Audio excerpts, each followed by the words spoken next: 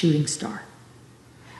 That the child's life was very brief, but the impact of this child on the family members and the relatives and the community was really profound.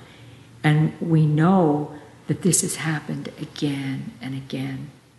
Kathy Hull, the other co-founder, and I had this shared dream of having a place where children who were very, very sick, who were likely not to survive childhood, and their families could come to be where they had the support that they needed without the trappings and the restrictions of a hospital setting. So we wanted to provide top-notch medical care in a situation where the family could be together as a family and feel that they were in a home-like setting. My philosophy is that I'm going to take care of every child that I'm assigned to as if they were my own child. It's the only way to do this. This family trusts me to take care of their child. Without trust, you don't have anything. And it takes time to build up that trust. Parents have to know that they can trust you, that you're going to be the eyes and the ears for their child who can't speak. Isabel's one of those nurses who can just sense what you're going through. I was just totally comfortable with her during our journey, always being there, whether she called or not. She's just always there, just shows up, takes over. That's what we wanted in a nurse. If we needed to be away, just always knowing that we had Isabel there to take over and who knew Jeffrey inside and out. So we're truly grateful for her in every way.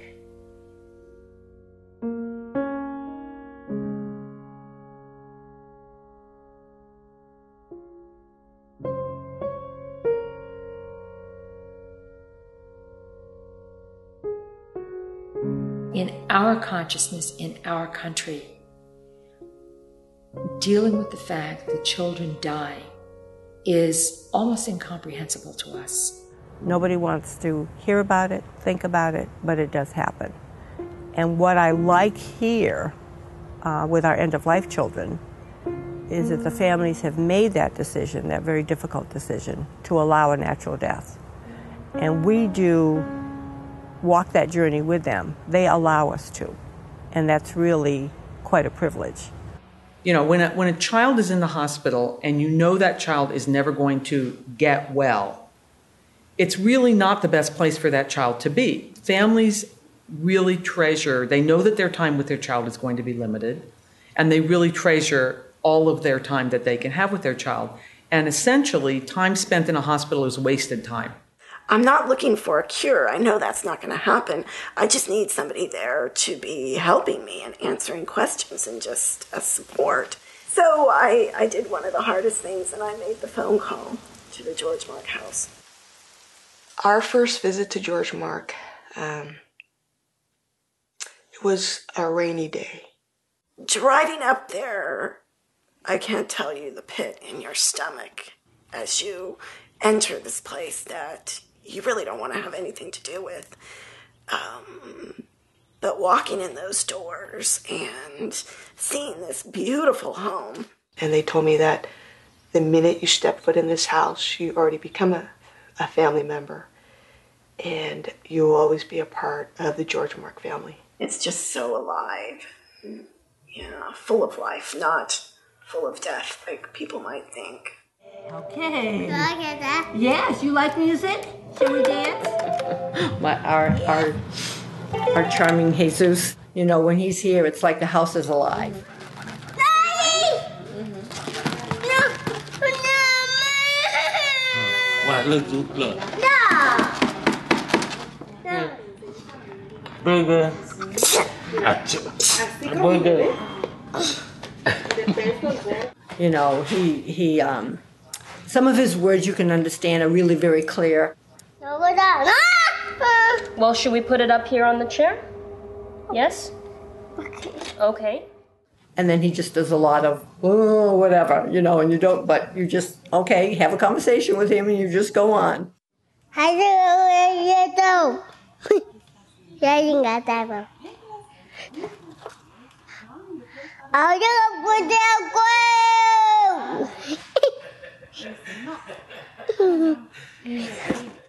But he's moving around a lot more on his own. He can scoot around. He's not able to walk because of his limbs, but he scoots around quite a bit. He eats regular food. He drinks from a cup and a straw. He's really quite delightful. Everybody's, he sort of grabs your heart. Our motto here is whatever works. So we don't try to look at what we can't do. We try to look at what we can do. I think that the hydrotherapy system looks very simple and is in fact an extremely complicated, even if you want to call it a medical intervention, but it's a very complicated part of the therapy that we provide for these children and their families. Water in and of itself is a profound and powerful teacher. Earth is the water planet. We respect water as a source of life. And I think that's why the children respond so well. They come from water. They floated in water for 9 months. And the power of water, when we do a session with a child who's end of life, holding them in the water, it's as if we're midwifing them into a new life. When we see that happen time and time again, when we see what happens to the parents when they have that experience, and shortly thereafter their child will have a very gentle, peaceful death. When we're in these situations with water, the sense of the sacred is profound. And that learning, that teaching is something that never ends. For those of us who are privileged to do this work, it's, for me, one of the greatest honors of my life. It's the power of the silent witness that I feel is a very profound and sacred role. It gets back to that intention again, that I'm just there, and that hopefully what they pick up is that everything is right, everything is well, that parent is doing just the right thing for that child, because that's what the parent wants to do. They want every moment to count.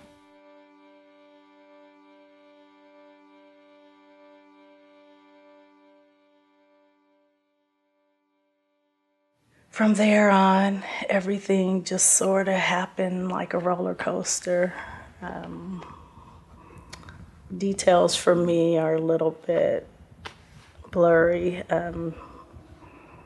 because I was sedated a lot, and, well, not sedated, but had a lot of pain medication, and just fear from the unknown, for the unknown as far as what to expect delivering so early. I was 26 weeks, which was about 6.5 months pregnant. So Jeffrey was very fragile, and he could come in and be fine, and then the next 2 days get sick and have to go back to the hospital. Jeffrey had many challenges and couldn't do a lot of things that a typical child could do. So to see him extend his arm towards an object was just pure joy for us, to see him do and accomplish the little things that we often take for granted.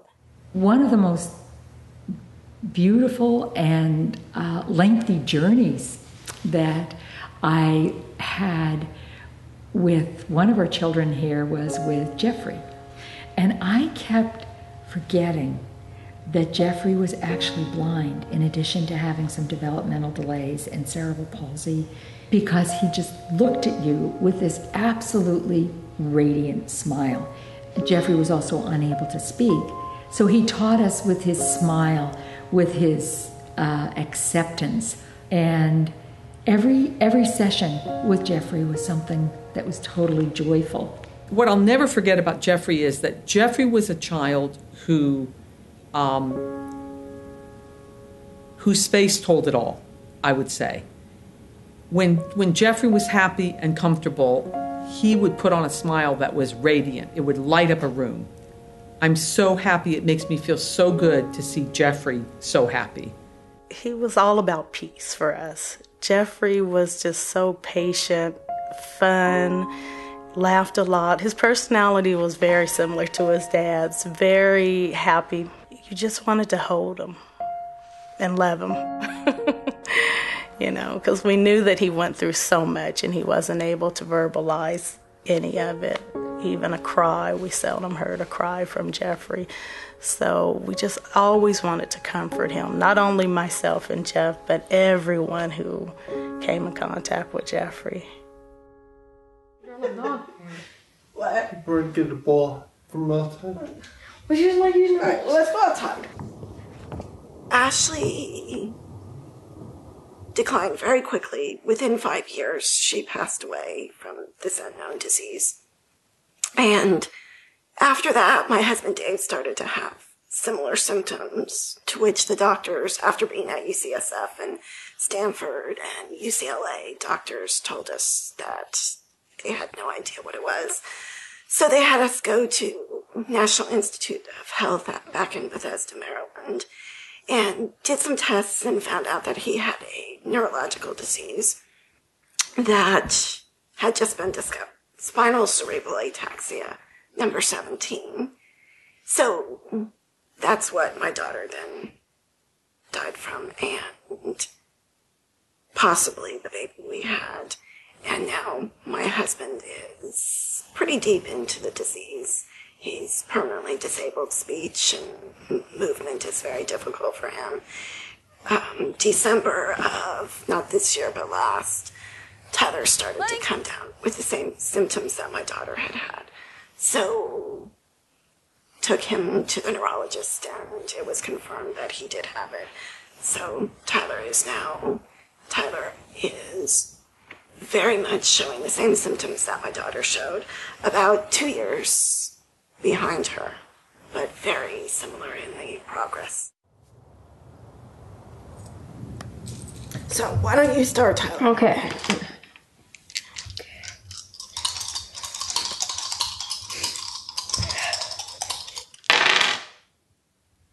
Yahtzee! Full house. Hey, Tyler!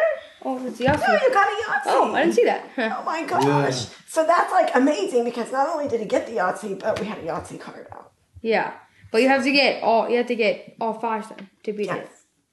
Correct. Tyler has a great sense of humor, as well as just his disposition in life is very content, very happy, very easygoing, very loving. Tyler has literally watched his sister die. He was 7 and she died at home. And so he watched her die. He's watching his father literally die. And they said, "You think he's not thinking this is happening to me?" And so, especially with my daughter too, we talked a lot about that big elephant in the room, because you don't want to keep bringing up what is wrong, but on the same token, it's there. So we struggled with that with my daughter a lot, of trying to live a normal life, but also confronting what is real. He had a picture of the world here, and he was gonna put all the pin marks of all the places he's been. Right now, this room is decorated with get well cards. When Mitchell was sick, Adam went ahead and put these cards up all along his room here. And this is kind of how his hospital room was decorated. We had cards every spot you can think of. There wasn't even enough room on the walls to put all his cards up, so we just kind of slapped them everywhere here.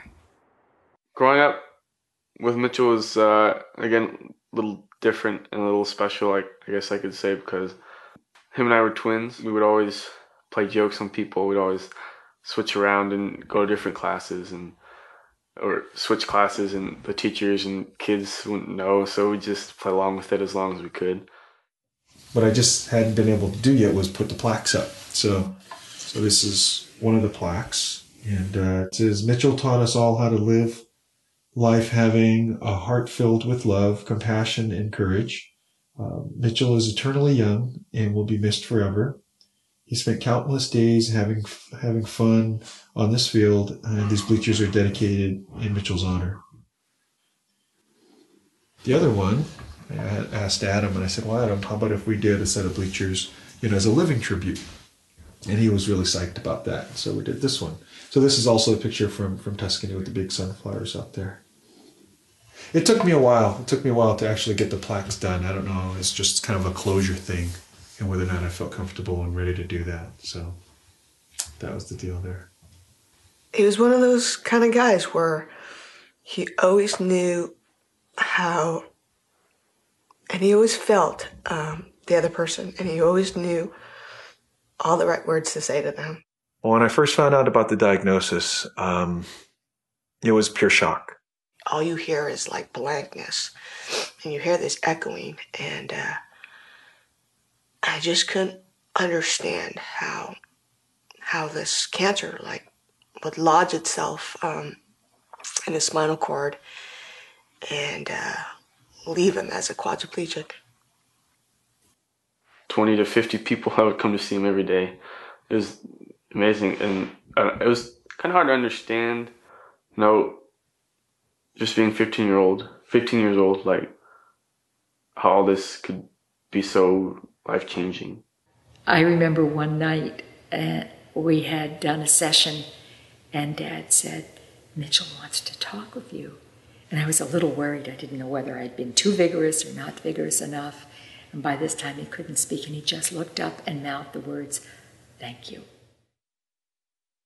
Well, do we really ever face anything alone?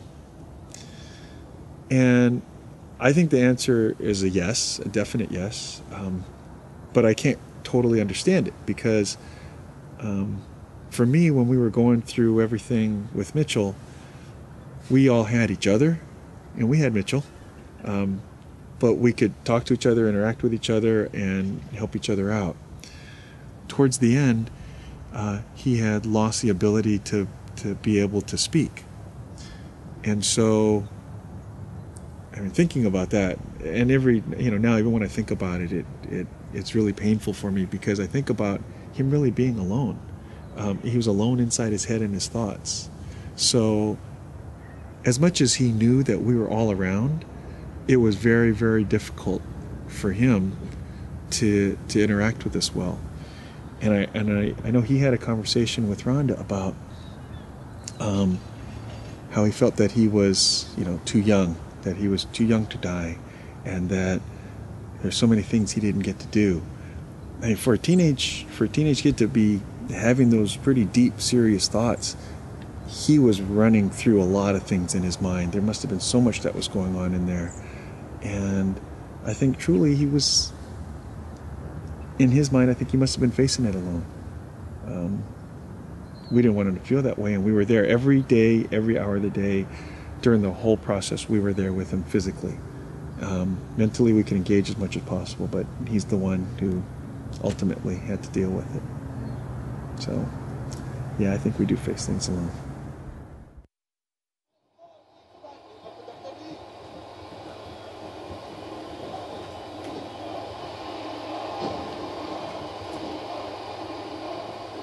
Rock bottom! Rock bottom! No, stop, no. Yes, he's broke it out. I don't want him to win already. Well, there is a move I made up for my guy, where I pick him up and I go like this, slam, then I pick him up by the legs, go like this, spin him around, best his back on my knee, pick him up one more time, get him like this, and do like a pedigree on his face. But then the general manager came out to me and said, "You're hurting him too much, you broke his back." And he sued me, and then I hit him in the nose. Then I went over and I went like this, and I said, "You can't boss me around anymore. See me? I can take on anybody in here." Then he did it like this. He snaps his fingers. His men come out to hit me. So I beat them up, and I go, "See, the thing is, though, I made you bleed. I have plenty of fight left in me. You don't." So when he was tested, we told him what he was being tested for. And after the test was done, I said to him, we just have to pray that you don't have this disease. And he said, well, Mom, God may just want me to have this for his own reasons. I still consider death the ultimate mystery. And when a family can allow you to be with them and to help during that mysterious process, that I think is an incredible gift. I mean, it's a personal, it's a private thing. Everyone dies alone. As much as we'd like to think that we're not going to die alone, the reality is that when we cross that from life into death, whatever that divide is, we're alone. So today we're just kind of getting ready to leave the house and go for a little hike. And there's another family that we're going to meet. It's Jeff and Teresa Humphrey. So we haven't met them in person yet, but we kind of have a tie to them. And it's that unfortunate club that a lot of us are in. So they lost a child who also stayed at the George Mark House like Mitchell did. As of this moment, we only have one pediatric palliative care facility in the U.S. I think there are a variety of reasons why we're so behind. First of all, you have to understand that the whole modern hospice movement really got started in England. So the people in England have gotten it for a long time. And they went from one in 1982, and today, in 2010, there are about 40 of them in the United Kingdom. I also think that there's a very different mindset in England. I think that people there, I think that they are not death phobic. Their culture is not a death phobic culture like ours is. The U.S., the American kind of American ethic is that if you try hard enough, you can succeed at anything, right? Well, death is failure. I mean, who wants to die? If you die, then you can't keep on succeeding. So I think that our whole culture is really set up as a death-phobic culture. We don't like to talk about it. We don't like to acknowledge it. There are at least 50,000 children in the United States that really need and could benefit from palliative care. Less than 1% receive this. Every human being asks 3 questions. Who am I? What am I here for? And is it safe? I have to give you my morning hug. Good morning. You're supposed to have 4 hugs a day. I've been working with dying people ever since I'm about 20 years old. You know, and I'm 83 and I'm still afraid. So I'm not ashamed to say that. I'm human and we all have to embrace our humanity. There's nothing important except to love human beings. Nothing else really matters. I'm Ellen Combe and I'm the music therapist at George Mark Children's House. Blossom of snow, may you bloom and grow forever. Edelweiss, Edelweiss, bless my homeland forever. When I meet somebody new, whether it's in work or whatever, there's the usual small talk kind of thing that takes place. Where do you live? Blah blah blah blah. How many kids do you have? And that's the thing. It's when it comes to the kids question now that you wonder, okay, how do you answer that? And do I want to go into the story of what happened with this individual? Well, with the Humphreys and meeting them, that whole part of the uncomfortable part or the unsure part of what to share or not to share, that part's already kind of done. It's just a matter of the details. So other than that, everything else is just kind of open for any kind of discussion. Wow. Yeah, they had that. I don't got the gift. Really? One of the wonderful things about George Moore Children's House is that families do have an opportunity to connect and bond. They support each other in a way that is 100% realistic because they're both walking a similar, if not the same, journey.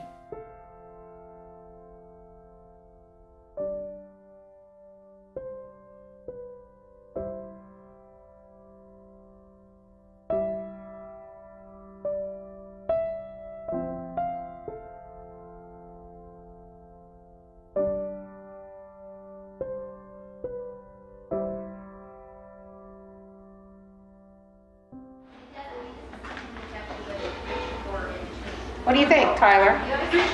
Maybe also like a bird sitting on the branches and stuff. Yeah, like this one? Yeah, like the middle Like one. these guys? Yeah. There's another one Yeah, I flying think above those would it. look good, actually. So right now I'm at the George Mark house. I don't know how many years I've been here, how long I've been here. So this is my third staying here. I have to go home tomorrow, but I'm hoping I can stay longer. If they say I can. So yeah, let's find out. I think I worry that my husband and my son will be at the same stage at the same time, and I'll have to take care of them both, and that'll be very difficult. Trying to get through years, seeing like where the disease takes me, then I might know. And see what I can do when I get older. See what I can't do. And see what I've learned.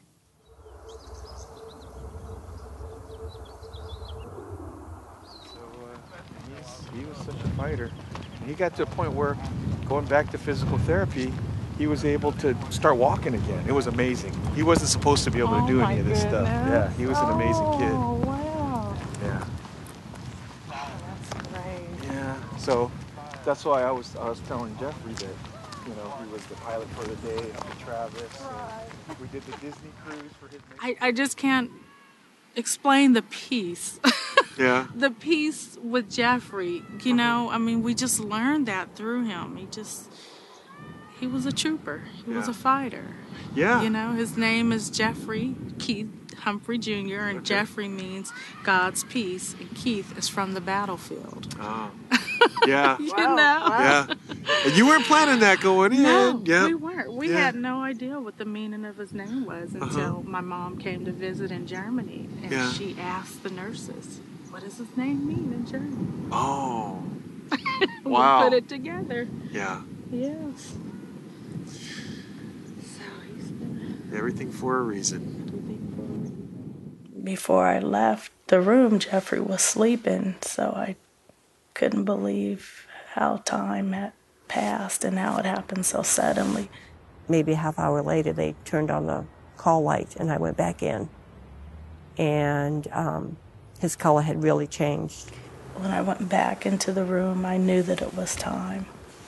And so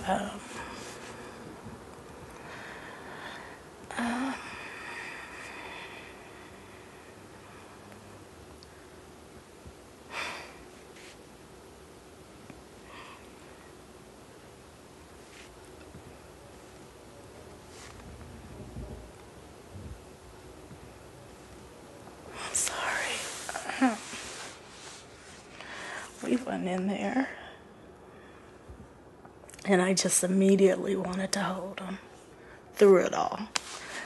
And Isabel was there, as well as the nurses, Sarah and Richie, and I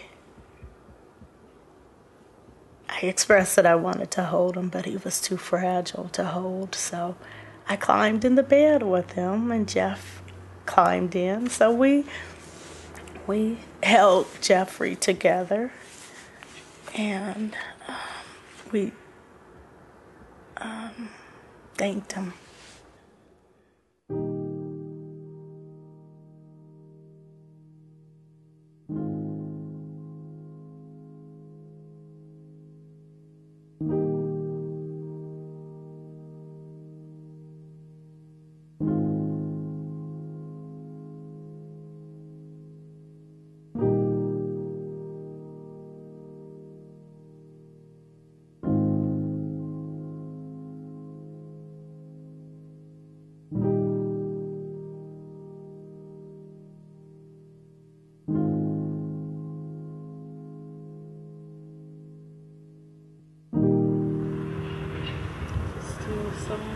go. Hey, Jeffrey. Go. Say Mom loves you. I'll be thinking about you. Miss you already. Thinking about you always and forever. Be seeing you again one day.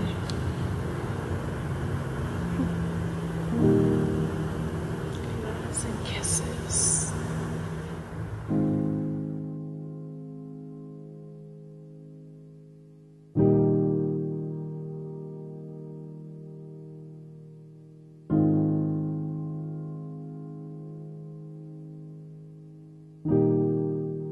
Rhonda came in and she woke us up and she said, Mitchell's gone. And it was kind of a relief that his suffering was over, because we could see that his mind was just racing and he was just trapped in his body. And it was a miserable existence at that point. But it was like he knew that Adam and I had finally agreed that, okay, Mitchell, you can go. And that's all he needed. He just needed that permission from us. He was sticking around for us because he knew that Adam and I, we hadn't given up hope. We had held on for all that time. So that was the last day. He had a little sign outside of his door that we'd write little notes to tell people what was going on. You know, don't come in yet, you know, we're changing, or this, or that. And I remember I wrote on the board, and instead of writing it in the dry erase pen, I wrote it in a Sharpie. And I said something like, Mitchell's resting now, or something like that. Because, you know, that was it.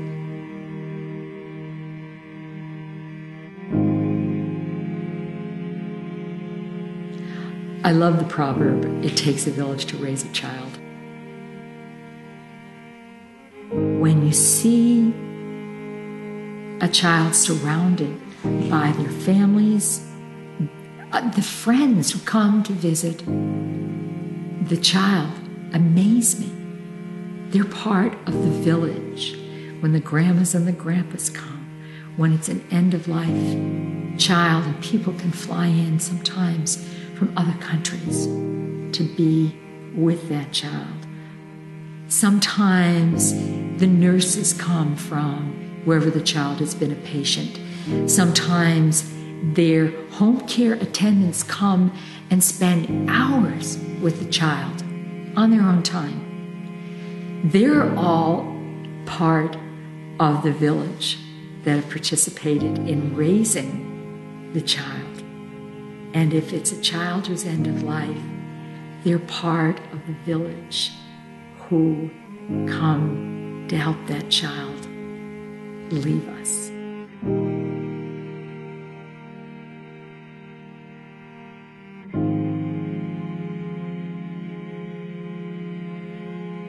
The day my daughter died was amazing.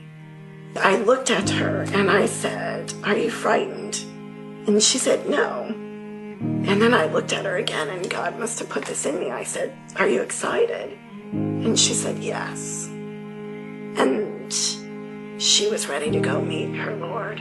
And I think that's my hope, that as difficult as it will be, when the time comes, He'll be there too. Tyler, that's my hope. As well as Dave, my husband. You know, that's all you can ask for, is that when they leave, they're ready. And they're going to go to a better place. You don't want to take life for granted, because one day you won't wake up and you won't be there, but you'll be in heaven. That's the thing I always look at. After my sister died, I kind of got that. That why should I be sad, like a lot, like crying? My sister's gone to get a better place. Someday I will be there.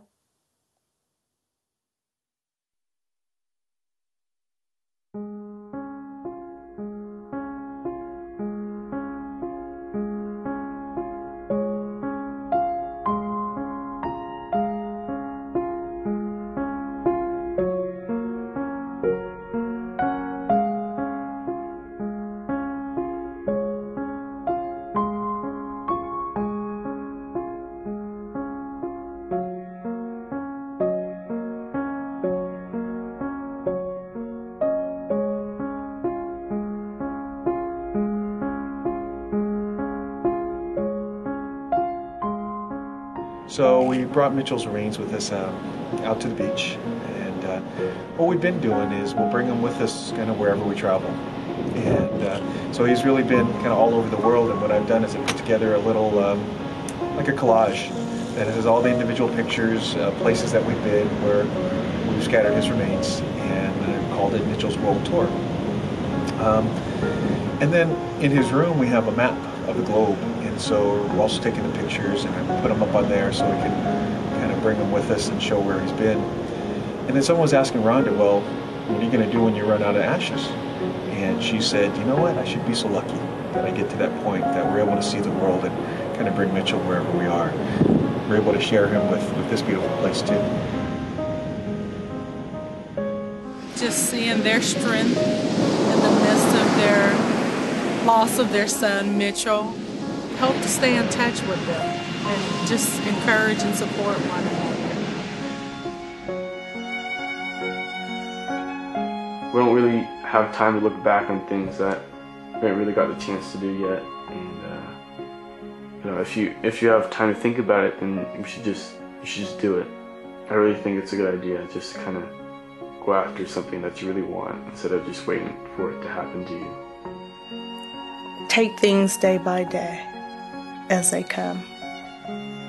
Just don't sweat the small stuff. I mean, there's so many other things that are going on that life's just too precious.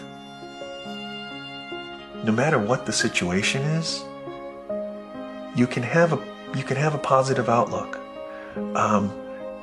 You can focus on ways to be able to try to improve your situation. And you still have to have a feeling of hope.